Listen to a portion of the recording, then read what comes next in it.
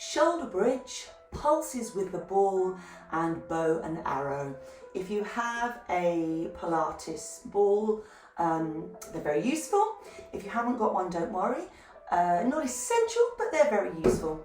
About £7 to £10 on good old eBay or Amazon. Quite useful. Okay, so we've just done our neutral spine lying down. We're going to take this into shoulder bridge, which again is for mobility in the spine. Also, it's a time to really focus on your breath. And also there's a little section when we're really engaging the core muscles, the inner thigh muscles, pelvic floor muscles, buttock muscles and abdominal muscles. So really good for the front chain. So if you're using a ball or a small cushion maybe, place it between your knees. We're going to lie ourselves down. So remind yourself of your neutral spine. You might just take a moment to use your hands, one in the small of your back, one on your tummy. Deep breaths in and out. Without pushing down into the hand underneath, without letting the hand on top rise and fall. Once you're comfortable with that, place your hands down by your sides with your palms facing the ceiling. You are still in neutral spine. Please take a breath in. As you breathe out, push that lumbar spine, that neutral spine down into the ground. Push, push, push. Then you're going to start to lift your hips, lift your bottom off the ground, curling up one vertebra at a time. You might, to start with, not want to lift too high, but hopefully after 3 or 4 of these movements, you'll be able to lift a bit higher. Once you've lifted high, squeeze the ball, squeeze your bottom and squeeze your abdominal muscles and focus on Pilates breathing. So deep breaths in and out. But hold everything still. Imagine I'm going to come up to you and try and push you over. But you are fixed, you are ready. You'll feel the back muscles working as well. Squeeze that ball, that's where it all starts. Stay here for anything from 2 or 3 breaths to a minute. Slow, deep breathing, whatever's right for you. But as you descend, as you come out of this, just release the squeeze on the ball slightly and curl down through each and every vertebra. Pushing that lumbar spine down, then returning to neutral spine. Really important to get into that habit of starting and finishing in neutral spine. As with all exercises, there's additions you can add on if you want. So you might do the curling up as before, squeezing the ball, the buttocks, the stomach muscles, drawing the pelvic floor muscles up. Bring your arms up and over. Curl back down again. Bring the arms over your head and stretch up to touch your kneecaps and down.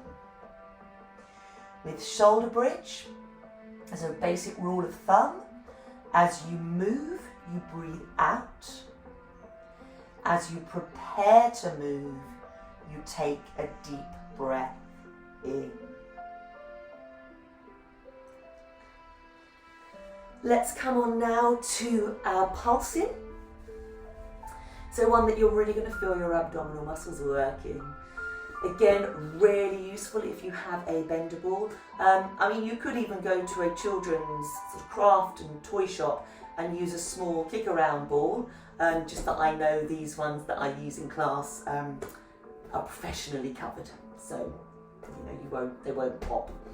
So the ball rests in the small of your back, and 2 things to avoid doing are just come back with a straight spine, or just kind of flopping down onto the ball. You need to lengthen through your spine. Imagine you've got a tape measure from your tailbone to the top of your head. Whatever the measurement says, it doesn't matter. But as you curl down, the measurements don't get shorter. You're literally keeping the spine lengthened and supporting the back with the ball. So your spine is in, as I call it, the letter C. From here, we just need to take a small movement. If you feel you're doing something a bit dramatic, then maybe adjust where the ball is. It's a small movement. A couple of things to bear in mind. Try not to take your head back. It's just quite a lot of pressure, particularly in the neck and the upper back if you do that. So notice that the head is just slightly drawn forwards and down. Again, to challenge yourself more, pull your shoulder blades towards each other, but again that is quite challenging. So I encourage you just to slightly round across the shoulder blades, top of the spine, shoulder blades. Little squeezes. Now, again, just a word of warning, interest. If you can't feel your stomach muscles engaging after 10-15 seconds, I suggest you play around with where the ball sits. If you feel that it's better for you with the ball lower down, doesn't mean, again, you have to do some dramatic movement. The movement never changes. It's just working out where the ball sits for you. And the ball does just take a little bit of pressure off your back. The pulse exercises strengthen your back as well as your stomach, so your entire core, but always err on the side of caution when you're doing any kind of back strengthening exercises. Now we're going to jump on quickly and do the bow and arrow because it's very similar. It's a similar family of exercises. You don't necessarily have to do these back to back. We start in the same position, arms away from your legs, and then we turn.